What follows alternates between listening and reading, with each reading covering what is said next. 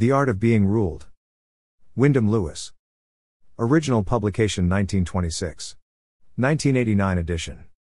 Narrated by Skeptical Waves. Part 2. Agricultural Thought and Industrial Thought. Chapter 2. Different Solutions to the Problem of the Yahoo.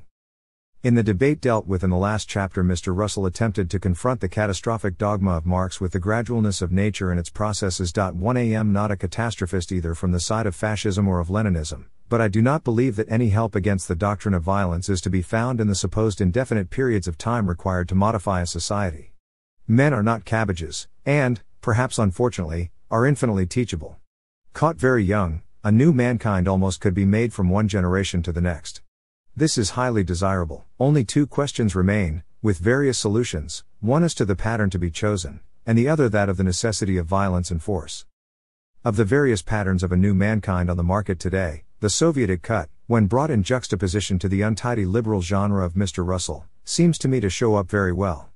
The question of the catastrophe, and all its insane violence, is more difficult to deal with. The best answer to that, if you dislike it, is to be found, I think, in the very fact, if it is a fact, or if you accept it as such, that men are so easily and also more effectively changed by other methods than those of force, in the instantaneousness attributed by Mr. Russell to the Soviet, rather than in the gradualness preferred by him.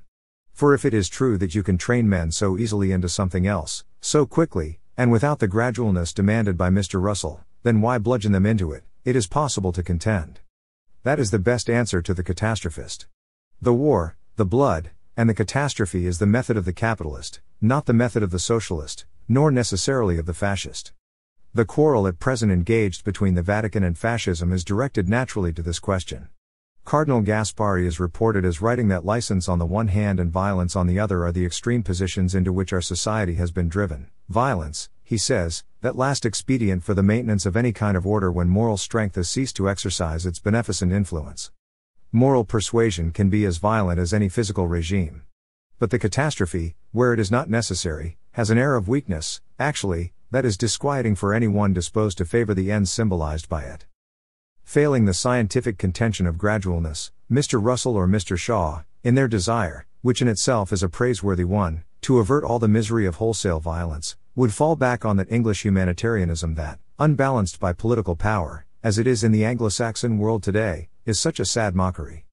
It will be useful at this point to examine a little two recent and characteristic pronouncements of Mr. Shaw and Mr. Russell.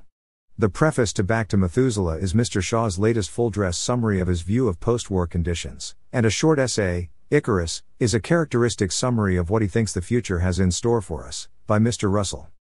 After having reviewed, in a chapter dealing with the increase of organization that science has so wonderfully promoted, all the dangers to democracy lurking in this great efficiency and enhanced power to govern, Mr. Russell ends by going over what he regards as the hopeful element in the problem. I will reproduce this passage as it stands. The planet is of finite size, but the most efficient size for an organization is continually increased by new scientific inventions. The world becomes more and more of an economic unity. Before long the technical conditions will exist for organizing the whole world as one producing and consuming unit. If, when the time comes, two rival groups contend for mastery, the victor may be able to introduce that single worldwide organization that is needed to prevent the mutual extermination of civilized nations. The world which would result would be, at first, very different from the dreams of either liberals or socialists, but it might grow less different with the lapse of time. There would be at first economic and political tyranny of the victors, a dread of renewed upheavals, and therefore a drastic suppression of liberty. But if the first half-dozen revolts were successfully repressed, the vanquished would give up hope, and accept the subordinate place assigned to them by the victors in the great world trust. As soon as the holders of power felt secure, they would grow less tyrannical and less energetic. The motive of rivalry being removed, they would not work so hard as they do now, and would soon cease to exact such hard work from their subordinates. Life at first might be unpleasant, but it would at least be possible, which would be enough to recommend the system after a long period of warfare. Given a stable world organization, economic and political, even if, at first, it rested upon nothing but armed force, the evils which now threaten civilization would gradually diminish, and a more thorough democracy than that which now exists might become possible. I believe that, owing to men's folly, a world government will only be established by force, and will therefore be at first cruel and despotic. But I believe that it is necessary for the preservation of a scientific civilization, and that, if once realized, it will gradually give rise to the other conditions of a tolerable existence. My answer to those remarks is as follows. That single worldwide organization that Mr. Russell desires, and that he truly considers is the only guarantee of peace on earth and the cessation of wars, is taking shape beneath his eyes only, apparently with such unexpected rapidity that, looking for gradualness, he cannot see it. That peace which, like anybody else, he desires, could be had tomorrow.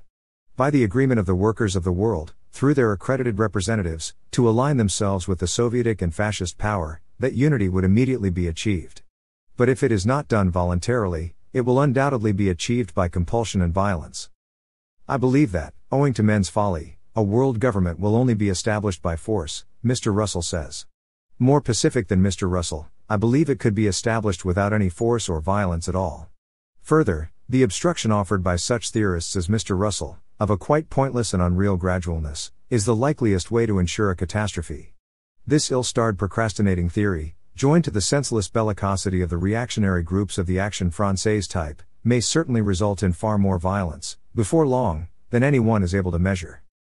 The warfare of the African nations, as we hear of them in the earliest accounts, as those of Mungo Park, was far more civilized, because more flexible and intelligent, than ours.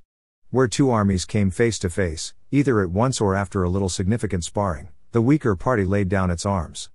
The battle was finished.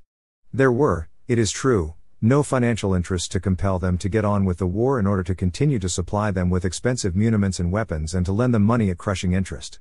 Nevertheless, they displayed an excellent savoir-vivre in their methods. All the European seems to understand is a savoir-mourir.